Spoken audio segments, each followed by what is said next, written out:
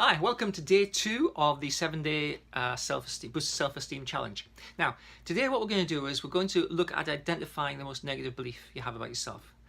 Now, when I ask people to do this, they commonly say, well, I'm too generous. That's not what a most negative belief about yourself is. I don't know, I'm a bit careless. No. I'm a bit of a gossip. No, that's not what it is.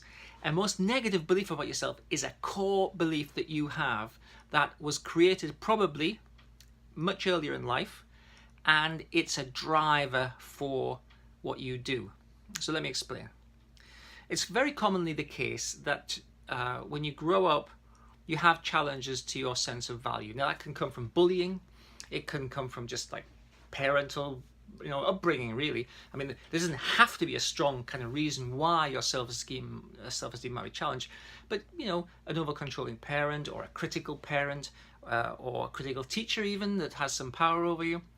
You grow up with this notion that you are somehow less than other people, and because you feel less than other people, it's a shameful, it's a fearful, it's an embarrassing, it's an unhelpful, it's a really negative thing, and you just don't want to talk about it. So what happens is you keep it secret.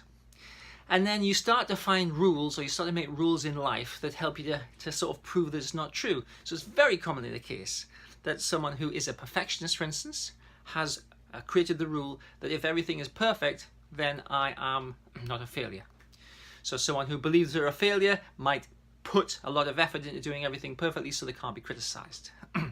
If someone was to say, if someone was to believe that they weren't good enough and that they were terribly frightened of other people finding out that they weren't good enough, they'd be very compliant, very keen to please, very loath to be argumentative or to sort of, have an alternative opinion. So the most negative belief about yourself directs what you do to such an extent that it creates really like life-defining characteristics, such as perfectionism, such as fear of failure, such as intolerance of confrontation. Now, people commonly say to me, I can't do confrontation. I say, when was the last time you ever saw a confrontation? And it's like years ago. So these fears, fear of failure, fear of confrontation, fear of not being good enough, fear of being found out, imposter syndrome. These fears are way, way, way overblown. They're far larger than they should be. We all have fears, but these are far larger than they should be. And they create rules, right? Everything has to be perfect. I can't say boo to a goose. I can't challenge anybody. I can't argue. I have to please everybody. I have to do everything everybody wants, otherwise I'm going to get criticized. I couldn't bear that. So these rules are really powerful. And then what happens is, in life, you find yourself in situations where the rule no longer applies, or the rule can't be applied sufficiently. So, for instance, if you're working, being a perfectionist is likely to make you successful, but then you become so successful that you've just got so much to do, you can't do things perfectly. Or if you fear confrontation, you end up being in a managerial role or some other role where you have to actually tell people what to do, but then that's really hard, right? Because sometimes people don't want to do what they have to do.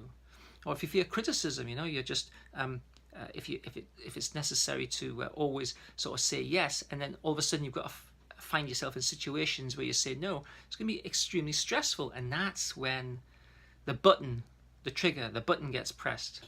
That button of I'm not good enough, that button of I can't do it, that button of I'm weak, or I'm helpless, or I'm hopeless, or I'm unlovable, people don't like me. That button gets pressed, and that then leads to depression, anxiety. It leads to all sorts of problems. So the whole thing, this whole kind of pyramid of dysfunctional beliefs, rules and assumptions, and actions, like avoiding stuff, for instance, actions, this whole thing is predicated, it's based upon the original negative belief that you have about yourself. So we're going to find the most negative belief that you have about yourself, and you're going to write it down on a piece of paper, and we're going to think about it in a little bit more detail, but basically this is the thing that we're going to change. So you find the most negative belief you have about yourself, and I'm going to use the example of I am not good enough, let's say, okay? So you'll find your own most negative belief. Look at the list and see if you can find one that suits. But you know, introspect, have a think about it, right? It is not that you're a bit overweight. It is not that your feet are too big. It is not that you talk too much. It's something about you that has the power to distort your life, and it's likely to be the thing that directs you and has been a big contributor in how you've managed your life. Okay, so you find the most negative belief about yourself, write it on a piece of paper, and then ask yourself this question. Say, let's say I am worthless, right? So you say, I am worthless.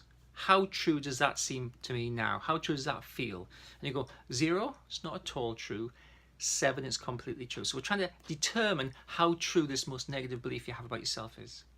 Now, you might say, I am worthless. Yeah, like I really believe that. Like 7 is completely true. Or you might say, it's not, it's 0. I don't believe it at all. It's not your most negative belief then, right? If you say, I am worthless, and you go, yeah, that's not true at all. I don't feel that at all. That's not your most negative belief. Your most negative belief feels true. Now, don't make the mistake of confusing what we think and what we feel. I might say, I am worthless, I feel worthless, right? But I go, well, yeah, but logically, I know I'm not worthless. Yeah, but I feel worthless.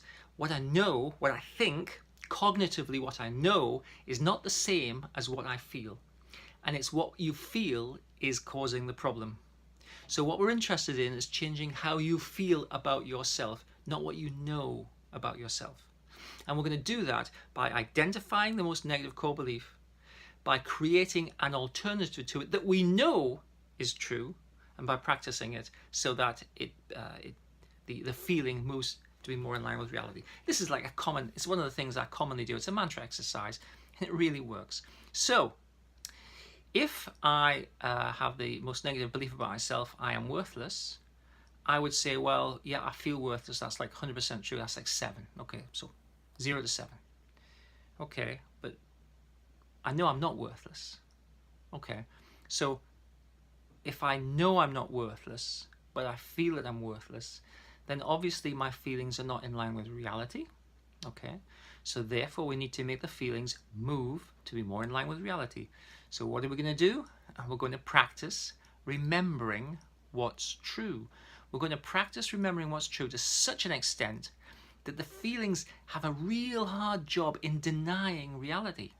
You see, the feelings persist in being wrong because we persist in allowing them to be wrong, and we persist in avoiding things that the feelings tell us we can't do. So we kind of give in and we make decisions based on the fear that our most negative belief about ourselves is true.